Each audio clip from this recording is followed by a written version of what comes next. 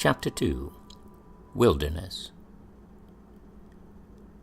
After church on Sunday, Florence and Josh Avery invited Fletch and his father to their home for dinner. Mark agreed, and though Fletch wasn't much looking forward to it, he welcomed the chance to see more of Betsy Weathers, a tiny bird-like woman who was Josh's aunt. Fletch had always been drawn to Betsy, though she seldom spoke, preferring to communicate with a shy smile or a glance from her quick, perceptive eyes. The Avery house was large and airy, but crowded with tabletop photographs, woven rugs, and unclaimed shoes. Above the fireplace, a hand-painted advertisement from Josh's carnival days featured a man in a top hat pounding a nail into his nose. "The Human Blockhead, 10-in-1 show, alive on the inside." Fletch looked at Josh. "Could you really do that? Hammer a nail into your nose?" "Why, sure. Learned it from the great Melvin Burkhart.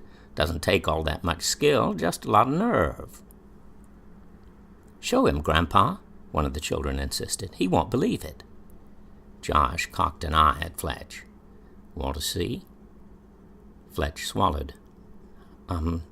Sure, I guess."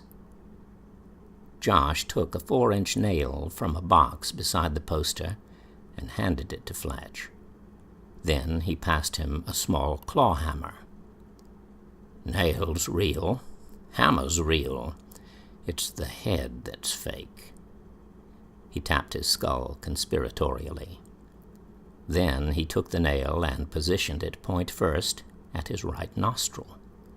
He tapped it lightly with the hammer, driving it about an inch into his nose.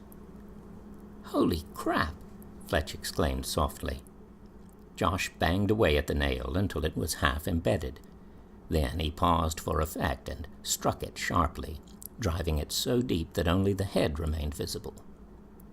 "Holy crap!" Josh turned his head from left to right.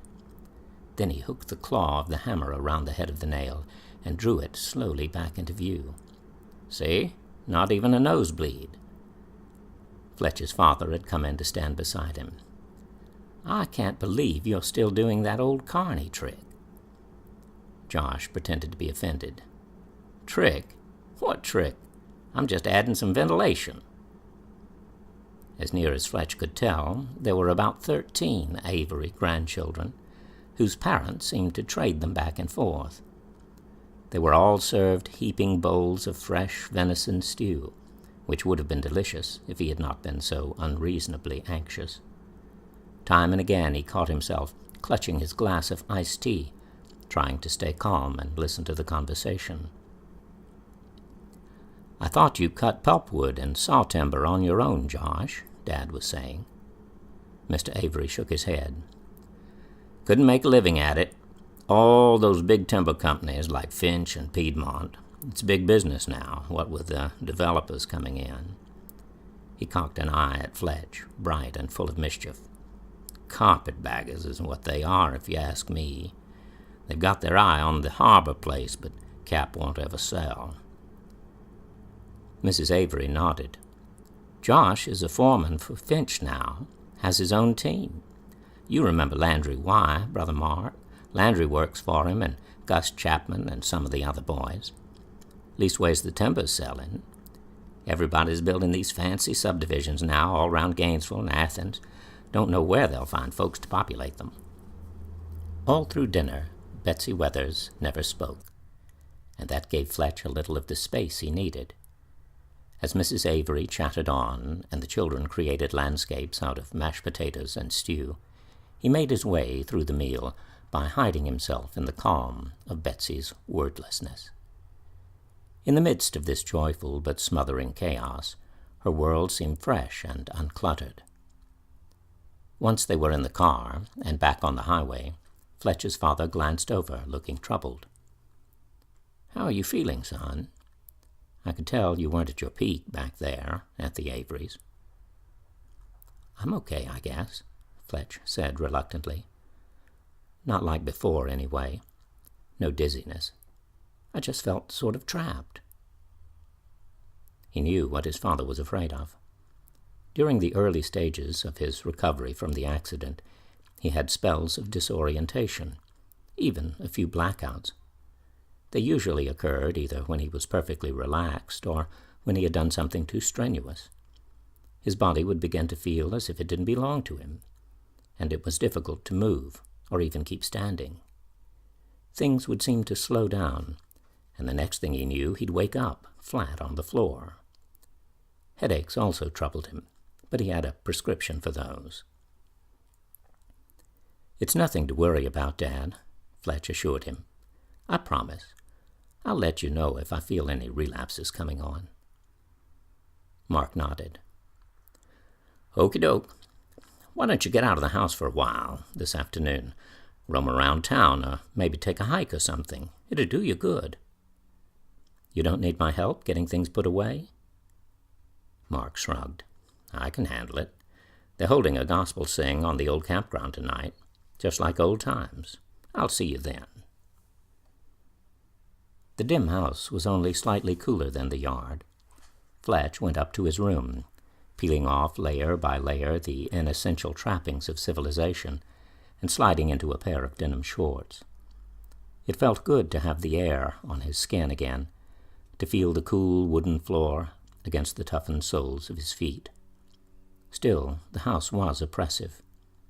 He and his father had begun renovation of the ground floor even before moving in, but Fletcher's room still looked disconsolate.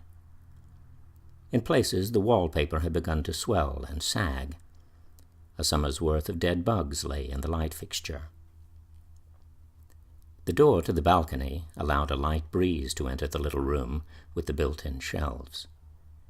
In the patch of sunlight on the oriental rug, Fletch spread out the plans he had retrieved from the closet of the yellow room. The actual house differed slightly from the specifications of the floor plans. The veranda had been extended around the side of the house. A bathroom had been added to the second floor, and some of the closets had been rearranged. The corner fireplace in his bedroom and in the living room below were not indicated on paper. Provision had been made for a kitchen fireplace, perhaps to accommodate a wood-burning stove, which would have become obsolete when the house was converted to electricity. The living room was called a parlor, and the walk-in pantry by the kitchen was called a butlery. Fletch wondered if the house had been designed to allow for live-in servants. That would explain the back stairs and the relative isolation of the large back bedroom over the kitchen. The other three main rooms of the second floor were all meant to be bedrooms, and, to his surprise, Fletch saw that the little room at the front was designated as a library. Perfect. Fletcher's father had told him that, if he liked, he could take the whole of the upstairs for a private apartment, and the library was a good place to start. Experimentally, he began arranging his books on the shelves, trying to decide whether fiction should be separated from nonfiction, and if so, whether the nonfiction should be alphabetized by author or sorted by subject. He liked the way the volumes marched along, hardbacks by Lloyd Alexander, Susan Cooper, and Alexander Key.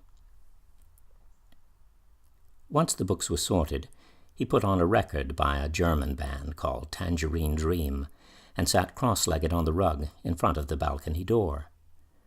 The scarred wood of the bare floor appealed to him. He could trace scratches where a heavy piece of furniture had once been dragged across the boards. The old house had history, and clues could be discerned in the lasting marks left by such momentary events. A faint rectangle on the wall of his bedroom indicated the ghost of a picture or mirror. Could the air itself hold memories like that? Emptiness shaped by shadows? Even these spacious rooms felt confining, and eventually the day lured him outside. His father was right. What he needed was to take a walk, to get completely away from human life. His first inclination was to explore the logging road beyond the barn. Then he remembered the blue boat and decided to try rowing across the lake. He had been out in the boat one afternoon when they began moving furniture from Atlanta, but he had never taken it all the way to the opposite shore. After telling his father where he was bound, he dragged the boat into the water. The paint was little more than a memory, and the seat needed repair, but it had no leaks and maneuvered easily enough. There was only a single oar, so he sat in the stern and rowed it first on one side, then on the other, trying to keep a straight course.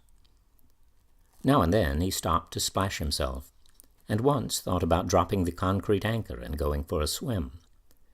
But that, he decided, would be pushing his luck. Moon Lake was naturally formed and very deep.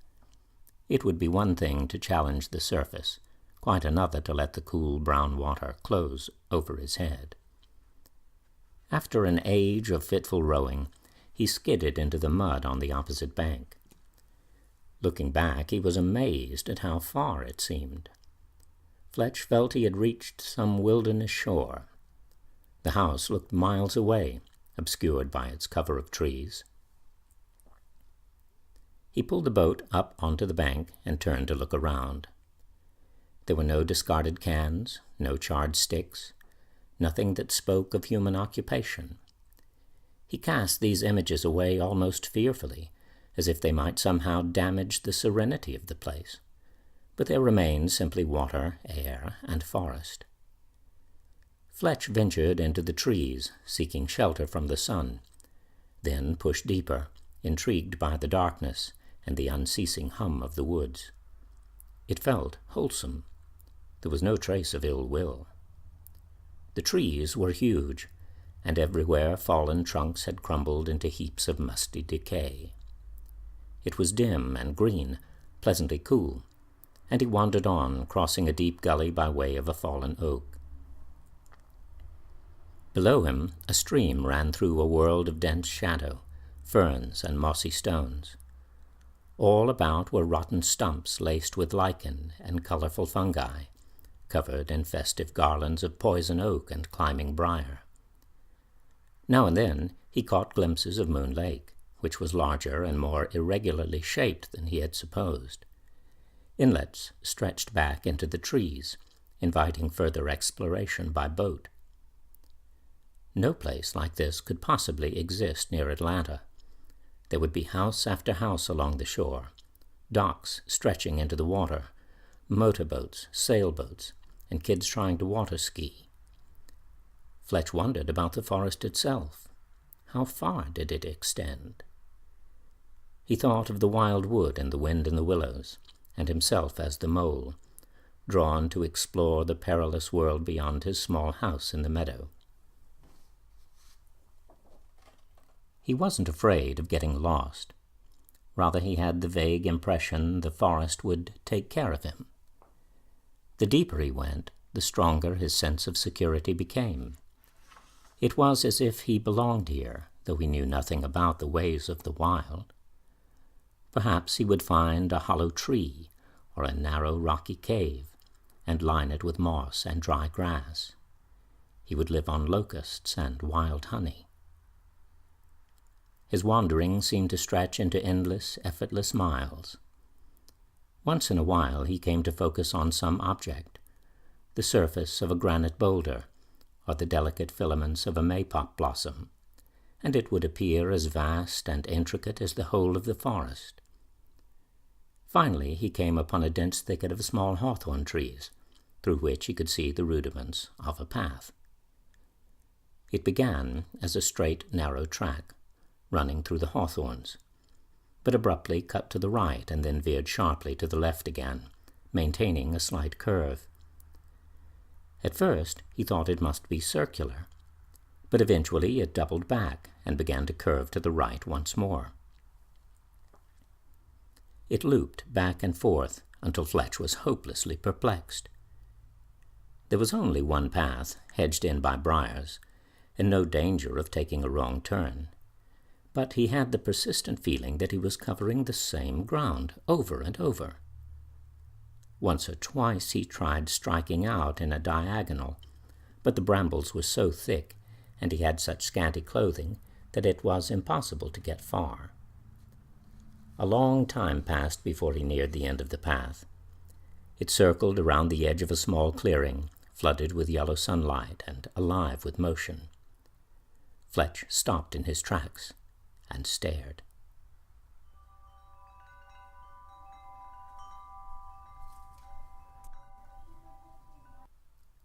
One of our own. Florence Avery dried the last dish and handed it to her 5th grandchild to put away in the cupboard. "That Forrester boy was awfully quiet," she said to her husband. Josh turned. "Mark says he's been wandering around lost ever since his mother died. Plus you can't blame him growing up in the city. We must seem like Snuffy Smith to that boy." He sat down, then got up again and retrieved several matchbox cars from the overstuffed chair, turning them over fondly in his hands. The kids liked Hot Wheels because they were fast, but to his thinking, nothing compared with Matchbox. Cars, trucks, construction equipment, even reproductions of old-fashioned automobiles like the Silver Ghost. These had belonged to his children, and now his grandchildren were driving them through landscapes built of cardboard boxes, books, and pillows. "He's a thoughtful type," Florence continued. "Betsy likes him." She hesitated, folding the dish towel lengthwise and hanging it from a slender iron rod mounted above the cabinets. The towel was embroidered with the colorful design of a leafy tree and the word Sunday. "Does she have her eye on him, you reckon?" Josh shrugged. "Could be. She keeps that kind of thing to herself. We'll know soon enough." "It'd be strange, a youngster like that. Kind of gives me the shivers, like it was one of our own." Josh raised an eyebrow. "He is one of our own."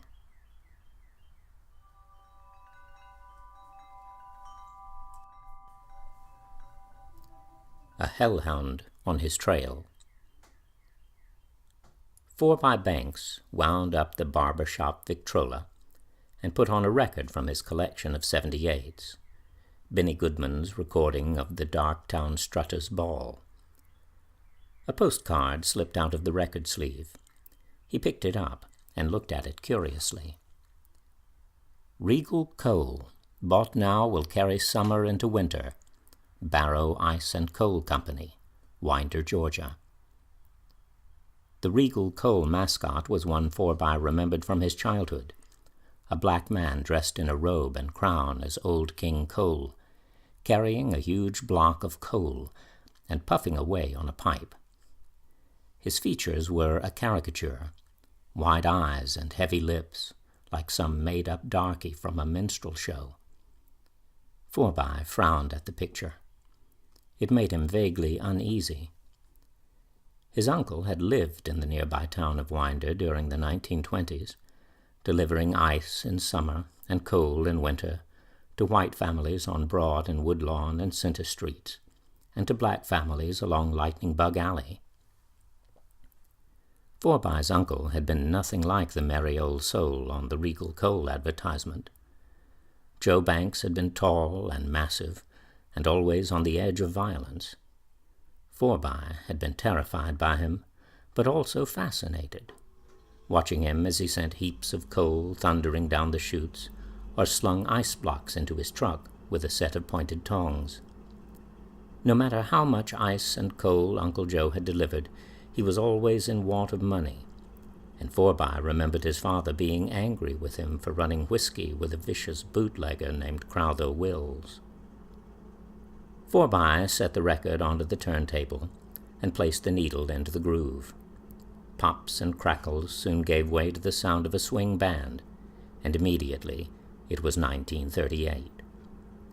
He placed the Regal Coal card on a shelf next to an afro pick with a fist-shaped handle clenched in a black power salute, a gift from his daughter when Forby had begun to lose his hair. Then his hand moved to a plastic box containing 3 quarters, a kind of souvenir of his first encounter with John the Conqueror, whom he held in high regard. Liberty, In God We Trust, 1980. Though they appeared to be the most ordinary items on the shelf, the coins were actually the most remarkable. Apparently minted this year, they had been in Forby's possession since a morning in the spring of 1936, when Crowther Wills had given them to him in payment for polishing his boots. He struck a match and lit a purple candle enclosed in a glass jar, which bore an image of John the Conqueror, though it didn't resemble the person Forby actually knew. "Hey, John, hi, John, what's going on?" he murmured. As he gazed into the flame, he heard John telling a tale of old King Cole, a shadowy monarch who bore the wounds of Christ and ruled a secret kingdom deep underground, attended by animal-faced musicians. Unaccountably, Forby found himself thinking of the Forester boy, the preacher's teenaged son, whom he had noticed at church that morning. Not a lion, Forby thought. Not an ox or an eagle either. That boy has got a hellhound on his trail. The candle flame flickered, almost shuddered, and Forby knew from this that there was bound to be trouble ahead.